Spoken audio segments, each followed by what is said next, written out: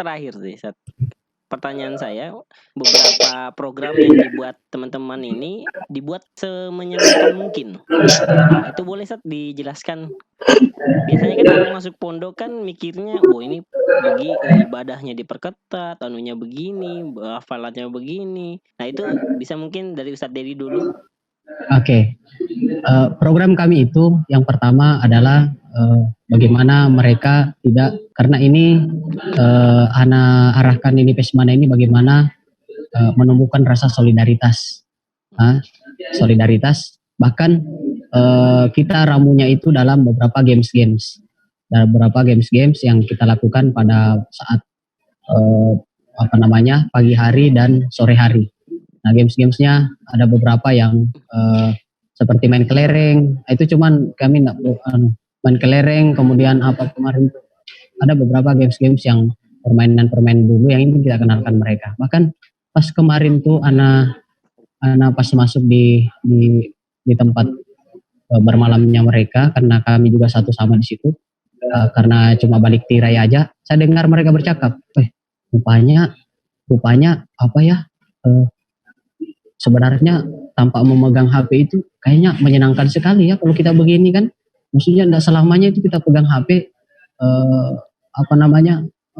bakalan tidak menyenangkan. Ini kayak luar biasa meskipun kita tidak pegang HP katanya kan. Nah, kayak gitu. Nanti itulah yang ingin kita harapkan tentang games tentang solidaritasnya mereka. Kemudian kami tanamkan bahwa kalian ini sering bahu-membahu, sama saling menyupport, karena antum sama-sama dari bukan kita tidak ingin kita tidak ingin ada antara kelas SMA dan kelas SMP itu semua sama ya. Yang tua menghormati yang menyayangi yang tua, menyayangi yang muda, dan yang muda menghormati yang tua. Seperti itu. Untuk yang menariknya ya segera seperti itu. Apalagi kalau saya Ustadz tuh, saya biasa suka bercanda dan mereka kadang bilang, "Ustadz, gak usah lah pulang Ustadz, kesini lah aja ya. Kalau perlu ditambah lah anunya." Nah, kayak saya seperti itu. Kayaknya itu aja Ustadz, tentang solidaritas dan kekompakan mereka. Oke, mungkin ke Ustadz Lutfi dulu. Gimana programnya di sana? Semenyenangkan apa sehingga anak-anak betah mengikuti program ini, Ustadz? Alhamdulillah, insya Allah anak-anak sangat menyenangkan, Ustadz. Mereka semangat. Yang terutama untuk program mungkin setiap pagi kan ada, setelah zikir pagi itu kami berikan mereka seperti menghafal kayak mufrodat gitu, Ustadz. Jadi ada 3 bahasa, tapi kita sambil ajak mereka jalan-jalan di depan. Kebetulan karena depan itu ada halamannya cukup luas, jadi mereka istilahnya belajar, tapi sambil ya bukan bermain ya tetap belajar, cuma mereka sambil menikmati suasana di alam, jadi tidak ada tekanan. Dan yang kedua, coba kami pahamkan kepada mereka, jadi kebiasaan setiap kita hendak melakukan aktivitas ataupun perbuatan itu kita niatkan ikhlas kepada Allah. Jadi coba kita tanamkan kesadaran kepada mereka bahwa kegiatan yang mereka kerjakan, mulai dari ibadah, tahajud ataupun amalan-amalan yang lainnya, itu bukan karena paksaan, tapi karena memang mereka menjadi suatu kebutuhan ataupun hal yang harus mereka biasakan. Jadi kami usahakan supaya tidak ada tekanan kepada mereka dalam mengikuti setiap kegiatan yang ada di Pesmana ini. Jadi kami mencoba membuat anak-anak itu senang, meskipun kadang mencatatkah banyak, tapi mereka tetap senang. Dan juga mendengarkan materi-materi yang disampaikan setiap pagi hari ataupun malam hari. Mungkin seperti itu, Ustaz. Yang intinya ya anak-anak itu tidak dipaksa ataupun tidak ada jenuh ya. Nah, ya sesekali refreshing boleh. Mungkin itu Ustaz. Oke, syukran Ustaz. Ustadz Amran gimana Ustaz? Ini terkait apa ini ya, program yang Minang kan ya? Kira semua program yang dijalankan sini ya cukup menyenangkan saja menurut saya. Tapi sesekali saya memberikan punishment atau hukuman anak-anak. Jadi saya juga tidak akan membiarkan begitu saja ketika mereka membuat kesalahan. Misalnya tidak melaksanakan piket, kemudian menggunakan sendal temannya tanpa izin. Ya saya mengenakan punishment tapi tidak langsung menyentuh fisik langsung. Tapi kami memberikan hukuman dengan stop jam misalnya. Kalau antum berbuat lagi, bisa tambah 2 kali lipat dari yang sekarang. Dan saya juga melaksanakan evaluasi setiap ba'da sholat, karena setelah ba'da sholat itu mereka langsung ambil Al-Quran, tadarus 2 lembar. Setelah itu saya evaluasi, berikan nasihat-nasihat, masukan-masukan, dan di situ juga saya sampaikan kesalahan apa yang mereka perbuat dan mereka mengakui sendiri kesalahannya, lalu mereka ikhlas untuk dihukum. Seperti itu Ustaz. Kemudian kebersamaan, kemandirian saya kira juga terlaksana. Ada yang ingin cuci bajunya sendiri, tapi orang tuanya malah disuruh ambil bajunya. Tapi kita jelaskan kembali, belum nanti di sini. Antum belajar dulu, nanti di pondok baru kita. Nah, antum lah pakaian dalamnya cuci sendiri, jangan dikasih ke orang tua, belajar cuci sendiri. Kemudian untuk yang dari luar daerah juga mereka akan memberikan kesempatan untuk nanti mencuci pakaian sendiri, jual tiket, dan saudara-saudaranya yang ada di panti, mereka juga bermain bersama di setiap sore hari. Itu yang kemarin yang kami kirimkan, ada permainan tradisional dari Mustafa Reza, ada patahan, ada lempar sendal, ada banyak lah mereka main futsal juga sama-sama dengan anak panti. Intinya kita juga saling berbagi dengan anak panti. Gitu aja. Ini juga saya dapat kabar tadi sore ya, ternyata anak-anak ini ada yang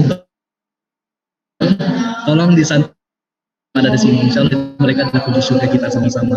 Dan saya dengar ya di sini tempat kita ada ini anak-anak yang berinisiatif untuk memberikan pakaiannya yang belum sempat dipakai ke anak-anak panti, dibelikan kekecilan, tidak dikembalikan ke orang tua tapi langsung diberikan ke anak panti. Ada 3 orang tadi saya dapat, itu pun dari bisik-bisik temannya.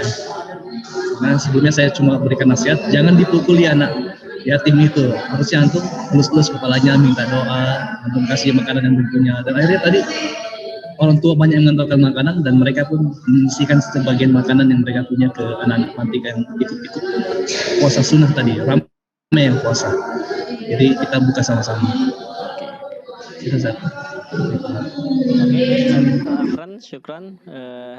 Jadi tadi di antara ketiganya semuanya punya program yang sama, walaupun berbeda-beda sedikit, tapi alhamdulillah tujuannya baik ya Zat ya, untuk karakter anak-anak. Inisiatifnya luar biasa.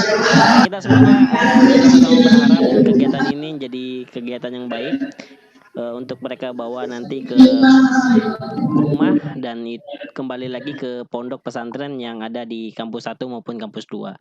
Mungkin sekian wawancara singkat tentang laporan Pesmana pesantren masa corona.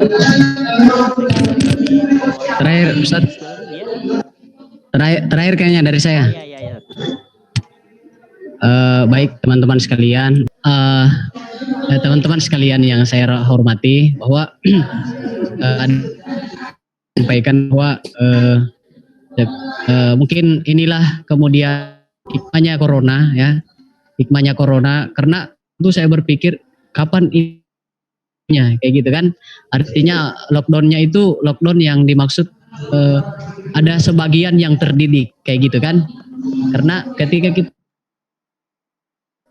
maka kita butuh beberapa orang yang kita harus didik dia di luar daripada komunitas yang besar itu.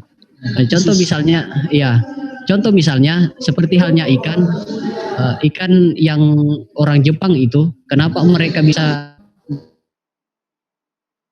itu ikan yang mereka dalam wahyu di dalam kolam itu. Tujuannya apa? Tujuannya supaya ikan yang mereka tampung karena selalu bergerak dikejar sama ikan hiu. Nah, seperti halnya ini Pesmana ini. Nah, Pesmana kita ini adalah hiu-hiu itu tadi. Itu tadi yang kemudian akan senantiasa nanti akan merubah nanti seperti itu. Yang image-nya ya seperti itulah, kadang Yang ana suka dapat tuh kalau kita sudah sholat, anak depan kita tidak ada adabnya. Berharap teman-teman sekalian disupport anak ini yang kita didik baik-baik ini, kita tanamkan kepada mereka bahwa kalianlah ini ujung tombak untuk bagaimana supaya jangan pernah kalian tinggalkan adab yang kita telah tanamkan. Jangan pernah, itu yang ingin Ana sampaikan terus terang kepada teman-teman sekalian. Tolong kita kunci anak-anak ini, kita sampaikan ke mereka bahwa pegang erat-erat baik ini adab, karena bagaimanapun nanti di sana seperti apa keadaannya, usahakan adabnya antum jangan pernah hilang daripada itu. Dan selalu kalau dari Nunukan adabnya begini, dari Tanjung begini, dari Malinau begini, insya Allah maka pelan-pelan akan kita Ani Malinau begini adabnya semua, anak Nunukan begini adabnya semua, anak Tanjung begini adabnya semua. Jadi mereka itu melihat kayak gitu kan, masa kita dikalah sama kelas 7. Maka teman-teman sekalian, itu ingin curahan hati Ana ya, karena curahan hati Ana karena dikunci baik-baik ini Ana, didoktrin betul-betul tentang adabnya mereka. Dan ketika kita nanti sudah di sana, kita sambut mereka ya, dan kita lakukan seperti halnya kita lakukan di Pesmana. Dan terakhir bahwa setelah nanti kita masuk ini, kayak saya yang baru tentang bilang Sunda Empire membuat tatanan dunia. Kira corona ini juga ya tatanan dunia baru kan, artinya orang jarang tahu yang namanya masker. Sekarang luar biasa. Kalau biasa filmnya ada namanya tukang bubur naik haji, ini Pak sudah bisa tukang masker naik haji. Gitu. Nah, karena luar biasa tatanan baru sekarang kan. Maka MBS di K2 khususnya Iwan itu harus ada tatanan dunia MBS kayak gitu kan, tatanan dunia baru. Nah, saya kira seperti itu sebagai pengingat juga bagi diri saya dan kawan-kawan sekalian, disupport anak-anaknya dan dilihat juga sampai di sana. Ya cukup. Syukran Ustaz. Ada tambahan kali? Satu kata terakhir, satu kalimat. Iya. Ya. Alhamdulillah program Pesmana itu sudah hampir selesai. Harapannya kebiasaan-kebiasaan yang antum lakukan di wilayah penempatan masing-masing itu, harapannya nanti tetap kita terapkan di Tarakan, terutama khususnya pembinaan adab dan akhlak. Antum semua adalah mujahid dakwah, ya. Insyaallah, WhatsApp ya. Nah, saya doakan untuk yang bujang-bujang, semoga Allah mudahkan jodohnya. Ya, Amin ya rabbal alamin. Antum sedang safar, semoga Allah mudahkan jodohnya. Amin. Cari di Malino ya, ada di Sulawesi menunggu. Oke, demikian, tetap semangat, jaga kesehatan. Ya, pakai masker. Dan Ustaz Idul, berakhirlah podcast kita hari ini atau wawancara liputan singkat tentang Pesmana sampai masa corona. Kembali di Zoom selanjutnya. Assalamualaikum warahmatullahi wabarakatuh.